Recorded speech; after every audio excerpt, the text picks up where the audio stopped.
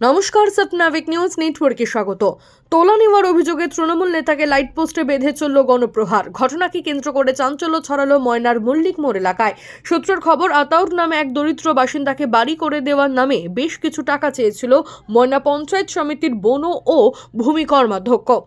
আতাউর সেই টাকা না দিয়ে বদলে নিজেই জায়গায় বাড়ি বানালে তা ভাঙচুর করতে যান সন্দীপন। এরপরেই তাকে ঘিরে বিক্ষোভ দেখাতে শুরু করেন স্থানীয় বাসিন্দারা।